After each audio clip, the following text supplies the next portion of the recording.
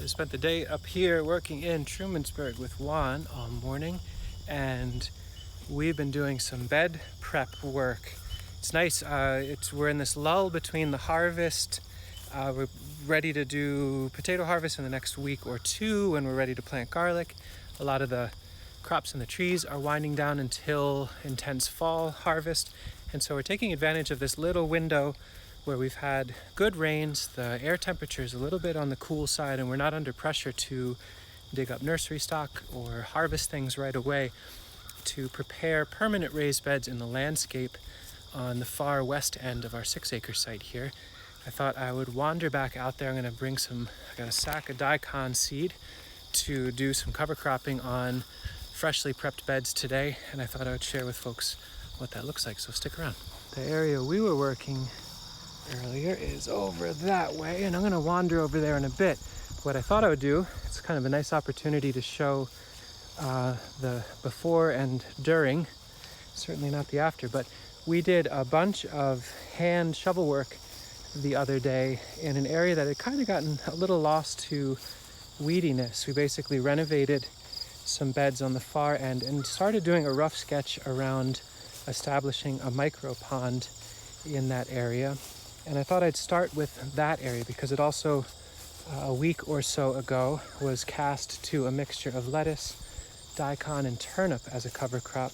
And they're waking up, so it can give you a sense of some of the fall future bed prep work we do in this landscape. So this is the area I'm talking about. There's a lot happening in here. Put down my daikon and figure out where to begin.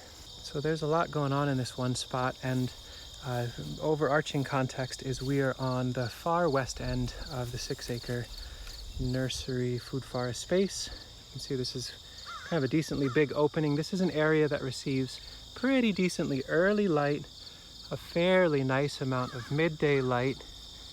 In the peak of the summer, this Scots pine confers a fair bit of shade and cooling effect in the later midday 3-4 o'clock time range. And then late day, there's nice shade from the Scots pine on the west end. I basically just panned the phone along an average midsummer sun arc, if that makes any sense. And so what this area ends up being is a really great set of complex microclimates. We've got the westernmost bed, which receives the most shade, has been in pawpaws for 2 years. They just love it. We're gonna dig them out this fall. And this bed's pretty well established. This one bed in, we had hoped we got it set to winter squash and some sunflowers. They just did not take. It was during the dry part of summer. And so you can see little seedlings coming up. There's turnips in the middle, there's daikon. The soil to recap this bed, to try to reclaim this bed, we'll have to address the edges later. But this is now much, much deeper, much more soily. Came from this area where we're sketching out a very gentle ramp into a water holding space and then steps on the other side. I found this thing in somebody's trash about a week ago, and so we're inspired to dig out part of that area based on this new acquisition. I'd like this to be nice and deep. Well, I should lay it out how it is. It's a little cheesy pond thing. I certainly would never buy this thing brand new, but it exists. The next step would be, probably dump, I'm guessing, but it holds water, and if the plastic is fully covered with rocks and vegetation, it'll be a nice reliable place for water to stay, maybe with some duckweed for frogs to get into. And if we make this ramp extremely shallow down, you can see this is going to be where it will go eventually, then the tiniest rodent will be able to come down during a drought and get water from there. We'll leave sticks so they can get out, but it's a nice opportunity to do some ecosystem service and then have a little water feature that, if this is filled in the spring, is an easy way for us to pull water and flood irrigate some of these beds that are now very, very well drained. And we're being pretty liberal with the cover crop now. In early September, throwing brassica, taprooting, root cropping brassica seems like a good move. At this point, it's not going to be very reliable at all that we'll get any crops. In fact, most of the seed we put down now, the intent is just to let it grow like mad and then die from the winter and recharge the soil and break the soil up. But so it's a very inexpensive way to do that. This bed of Tulsi looking absolutely gorgeous. I think the flowers are winding down enough that we can do our first major harvest. I think Juan will do that tomorrow. But that's a really lovely bed in an annual medicinal crop. And then we have some air prune boxes here. One that worked extremely well this spring, that's all perennial leek. So thrilled with that. We've been watering and weeding that. These other two beds were supposed to be perennial sunflower. That was supposed to be, what was it? Siberian pea shrub. It was neither of those things. So with the rains, we gave a good deep soaking with rainwater and sowed them out to a lettuce crop. And we'll thin that, but it's a nice diverse lettuce mix. It'll go back into being an air prune box next year, but at least we get some cover on there and maybe a crop for us in the meantime.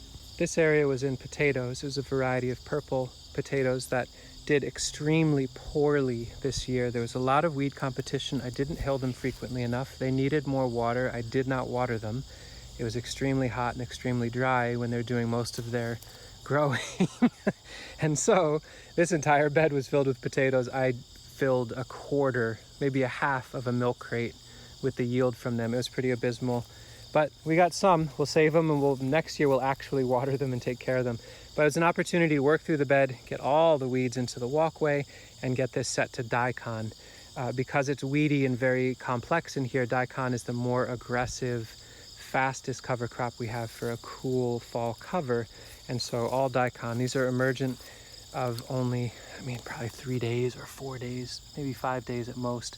And this will be a solid, verdant, green shield of daikon in another week or two. And they'll grow extremely hard and fast until we get into some good frost, and then they'll melt. So this is just one little nook on the far west end. We're starting to develop more complex, intimate nursery / medicine / feature spaces in areas where it's convenient for us to deliver water, so that next year, if we do have another drought, we have a water reserve to be able to keep up with the needs of these spots. We've erred on the side of casting, 2 air prune boxes over there, let's do a garden bed over here, and then we're hiking water all around when it's dry. So we've identified good water holding positions. We can fill them with rainwater tanks off in the distance.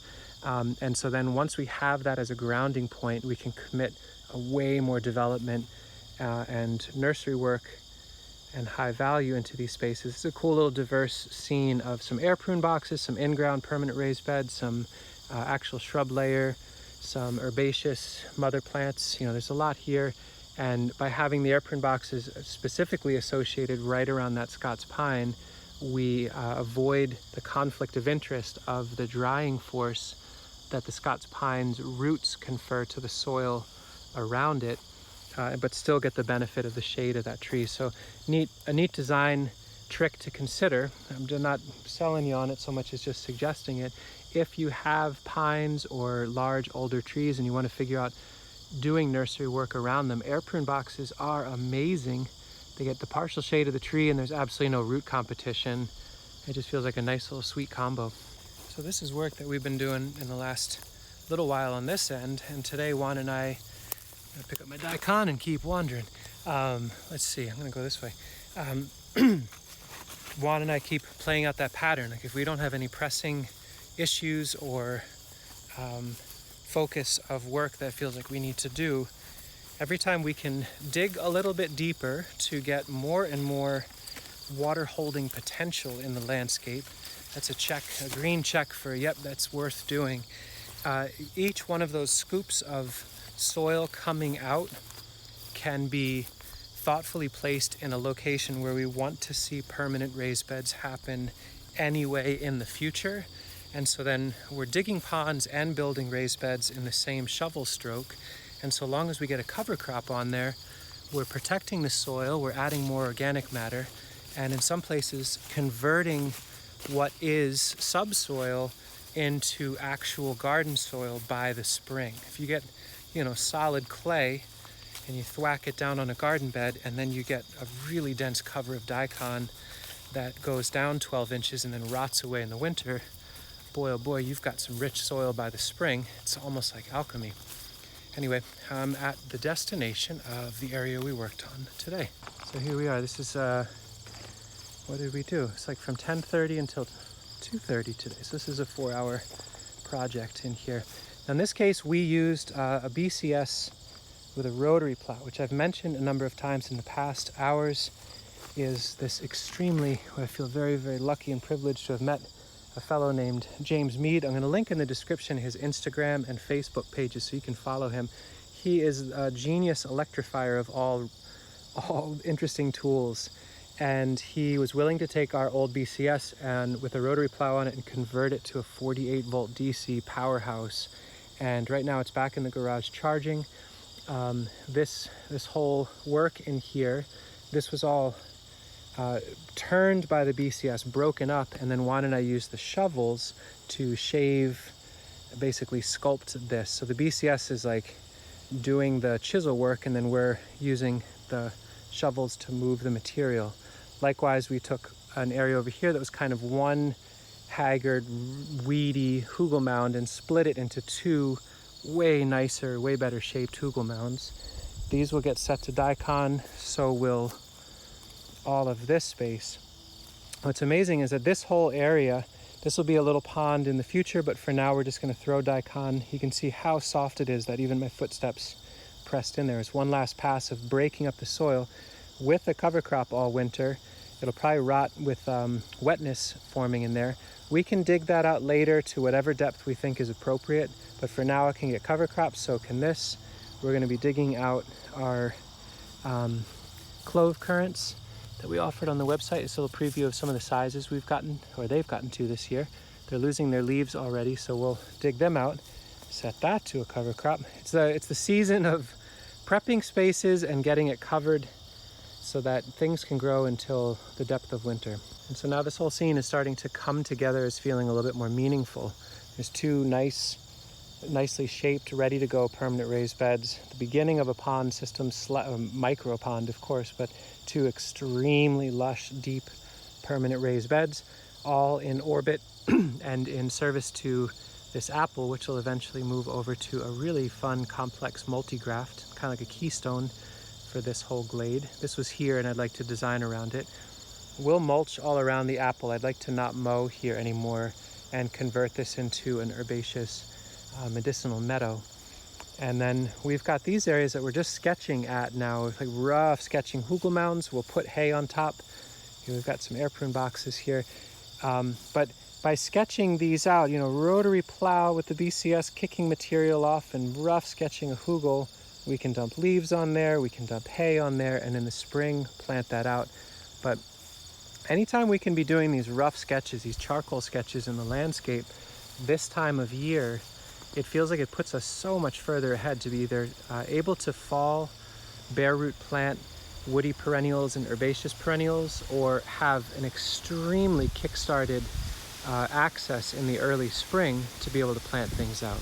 Getting windy enough on this end, I should pause on all this chattery stuff and get back to work. Everywhere there is bare soil, we'll get some seed. Everywhere that is ragamuffin rough sketch will get covered in hay. And then we'll keep an eye out on our air prune boxes. This is more previews of what we'll be offering or what we will be shipping this fall. So those of you that have ordered from us, thanks so much. We're winding down our orders now. But these are some really nice chestnuts protected in an air prune box, some beautiful sennas, chestnuts with weeds, cages of chestnuts, and more perennial leeks. These did so well this year. It's got carpets of seedlings, so that's gonna be fun to ramp up. Blah, blah, blah, stuff going on.